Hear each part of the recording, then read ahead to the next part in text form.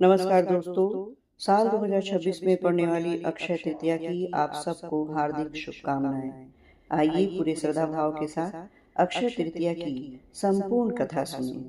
अक्षय तृतीया का दिन भगवान विष्णु के छठे अवतार भगवान परशुराम के जन्म के रूप में मनाया जाता है। प्राचीन समय में पृथ्वी पर अत्याचारी क्षत्रियों का अत्यधिक अत्याचार बढ़ गया था। तब भगवान विष्णु ने परशुराम के रूप में अवतार लेकर अधर्म का नाश किया।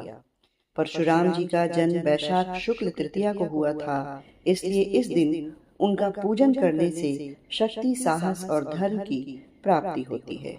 एक अन्य कथा के अनुसार प्राचीन समय में सुदामा नाम का एक गरीब ब्राह्मण था। वह भगवान श्री कृष्ण का बाल सखा था। सुदामा बहुत गरीब था, उसके पास खाने के लिए अन्न तक नहीं थे। एक दिन उसकी पत्नी ने उसे सलाह दी कि वह अपने मित्र श्री कृष्ण से मदद मांगे। सुदामा बहुत संकोच के साथ द्वारका पहुंचे। उनके पास अपने मित्र को देने के लिए चिवड़ा यानी कि सिर्फ पोहा था। जब श्री कृष्ण ने सुदामा को देखा तो वे अत्यंत भावुक हो गए और अपने मित्र का बहुत आदर सत्कार किया। उन्होंने सुदामा के लाए हुए चिवड़े को बड़े प्रेम से खाया।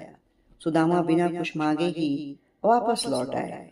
लेकिन जब वे अपने घर पहुंचे तो उन्होंने देखा उनकी झोपड़ी एक भव्य महल में बदल चुकी है। उनकी गरीबी समाप्त हो चुकी है। इस कथा से यह शिक्षा मिलती है कि सच्चे मन से किया गया प्रेम और भक्ति कभी व्यर्थ नहीं जाती, उसका फल अक्षय होता है। अक्षय तृतीया की एक अन्य कथा के अनुसार माता अन्नपूर्णा का इस दिन विशेष रूप से पूजा अर्चना किया जाता है। इस दिन माता अन्नपूर्णा पृथ्वी पर प्रकट हुई थी और उन्होंने सभी को अन्न का वरदान दिया था। इस दिन अन्न दान करने से कभी भी घर में अन्न की कमी नहीं होती। महाभारत काल में जब पांडव वनवास में थे तब उन्हें भोजन की बहुत समस्या थी। तब भगवान श्री कृष्ण ने उन्हें अक्षय पात्र प्रदान किया, जिससे कभी भी भोजन समाप्त नहीं होता था। यह पात्र अक्षय तृतीया के दिन ही मिला था, इसलिए इस दिन को अक्षय फल देने वाला माना जाता है। ऐसा माना जाता है कि इस दिन मां गंगा का पृथ्वी पर अवतरण हुआ था। राजा भगीरथ की तपस्या से प्रसन्न होकर गंगा जी स्वर्ग से पृथ्वी आई और उनके पूर्वजों को मोक्ष प्रदान किया। इस दिन गंगा स्नान करने का विशेष महत्व है।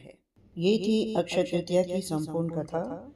वीडियो अच्छी लगी हो तो इसे लाइक और शेयर जरूर करें, क्योंकि मेरे इस चैनल पे आपको व्रत त्योहारों से संबंधित तिथि की सही और सटीक जानकारी हमेशा मिलती रहेगी। साथ में आपको व्रत से संबंधित कथा और आरती भी सुनने को मिलेगी। साथ ही कमेंट बॉक्स में कमेंट भी करें। अब आप मुझे आज्ञा दें। आप सबको फिर से एक बार अक्षय तृतीया की हार्दिक शुभकामनाएं।